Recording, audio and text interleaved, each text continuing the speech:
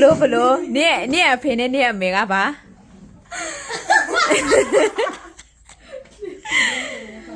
ငါအမေကပေးပေါ်ကပကိုးစုကရှမ်းနီ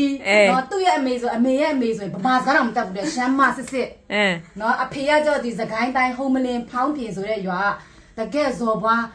ရွာမျက်နှာဖုံးချမ်းသာတယ်သူတို့ဘက်ကသူတို့အမေအဲ့ရဲ့သူ့အဖေမေကအဲ့လိုမျိုးအဲ့ကရှမ်းအဖေကရှမ်းကြီးအမေကရှမ်းနီအဲ့တော့သားသမီးတွေကဘာစကားမှမတတ်ဘူးအဲ့တော့ရှမ်းလို့လည်းပြောမခံရအောင်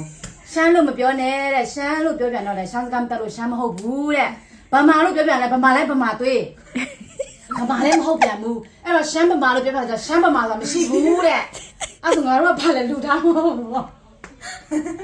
အဲ့ရပောက်ကျွဲလို့တကယ်အခုနေနေရွာလဲအခုနေနေရွာလဲရှမ်းရွာငါတို့ရှမ်းစကားမတတ်လို့ရှမ်းမဟုတ်ဘူးတဲ့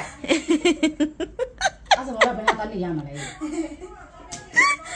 တော့ဟိုတီရွာနဲ့အမေနဲ့အဖေကိုပဲထပြီးတော့နိုးမှာပဲအပြစ်တင်ရမှာလို့ပါလို့